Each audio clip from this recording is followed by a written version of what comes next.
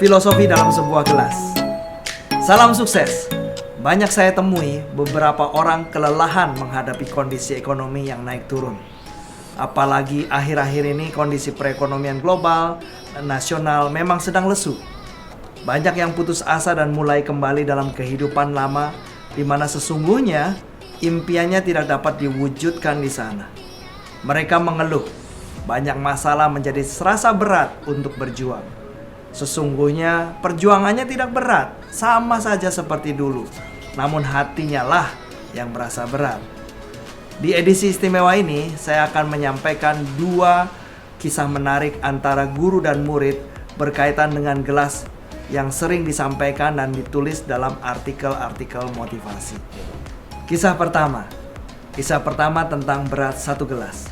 Suatu hari dalam sebuah kuliah tentang manajemen stres, sang guru bernama Stephen Covey, penulis buku laris dari Amerika, mengangkat segelas air dan bertanya kepada murid-muridnya, "Berapa berat gelas air ini?" Para muridnya menjawab angka kisaran antara 200 gram sampai 500 gram. Covey menjawab, "Ini bukan masalah berat absolutnya, namun tergantung berapa lama Anda memegangnya. Jika saya memegangnya selama 1 menit, tidak ada masalah. Tetapi jika saya memegangnya dalam 1 jam, lengan kanan saya akan sakit. Dan jika saya memegangnya 1 hari, maka memungkinkan Anda perlu memanggilkan ambulan untuk saya."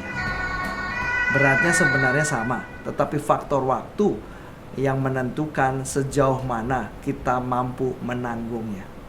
Semakin lama saya memegangnya, maka bebannya akan semakin berat. Jika kita membawanya beban terus-menerus, lambat laun kita akan sampai di titik di mana kita tidak mampu lagi membawanya. Beban itu akan meningkat beratnya berbanding lurus dengan waktu, lanjut Covey. Kisah yang kedua adalah tentang jangan menjadi gelas. Suatu hari ketika pelajaran sudah selesai, seorang guru bijak mendatangi muridnya yang wajahnya kelihatan selalu murung. "Mengapa engkau selalu murung, nak? Bukankah banyak hal yang indah dalam dunia ini? Kemana wajah bersyukurmu?" sang guru bertanya. "Belakangan ini hidup saya susah, Pak. Apa yang saya kerjakan selalu gagal dan kondisi saya terpuruk sekarang. Masalah datang sepertinya tidak pernah habis," keluh sang murid. Sang guru tersenyum dengan bijak dan berkata, "Coba ke dapur sekolah dan ambil segelas air berserta 2 genggam garam. Bawalah kemari dan saya akan perbaiki suasana hatimu." Kemudian setelah diambil apa yang diminta, berkatalah lagi sang guru, "Taruhlah segenggam garam ke dalam segelas air dan minumlah." Sang murid pun melakukannya dan setelah meminum seteguk, wajahnya meringis keasinan. "Bagaimana rasanya?" tanya guru. "Asin dan perut saya mual," jawab sang murid sambil tetap meringis. "Mari ikut saya," ajak sang guru menuju ke danau jernih di belakang sekolah. "Nah sekarang, sebarkan segenggam garam yang kau bawa itu ke dalam danau dan minum airnya," suruh sang guru.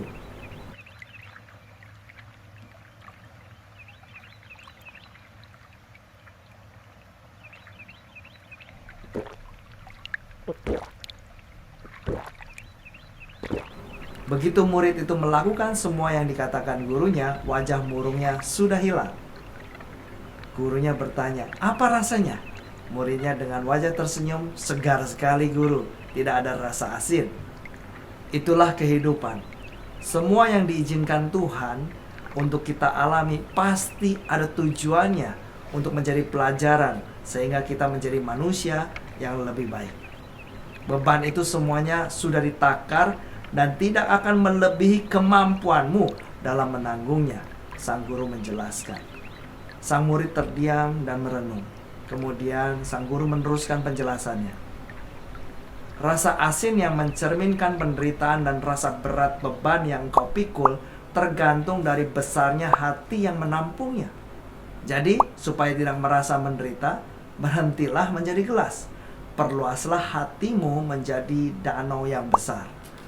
Dari 2 kisah di atas dapat diambil pelajaran bahwa jika kita selama ini merasa berat, Mungkin kita terus-menerus menanggung beban yang walaupun kecil tetapi tidak kita lepaskan sehingga semakin lama semakin berat. Mulailah belajar memaafkan dan mengampuni. Ingat bahwa kita pun banyak melakukan kesalahan. Gunakan prinsip 3 pedal, yaitu maafkan, lupakan, dan move on. Mungkin selama ini kita selalu menuntut orang ataupun kondisi seperti yang kita mau, dan seringnya kita kecewa. Ingat bahwa semuanya itu diizinkan Tuhan untuk kita alami, tidak melebihi takaran kita. Perluaslah hati kita, caranya dengan bersyukur. Karena apapun yang kita lihat buruk sekarang ini, jika kita tidak berhenti berjuang, suatu saat kita akan mampu melihat bahwa ada rencana yang indah di balik itu semua. Lepaskan beban yang tidak perlu, perluas hati kita dengan bersyukur, teruskan perjuangan Anda, maka semuanya indah pada waktunya.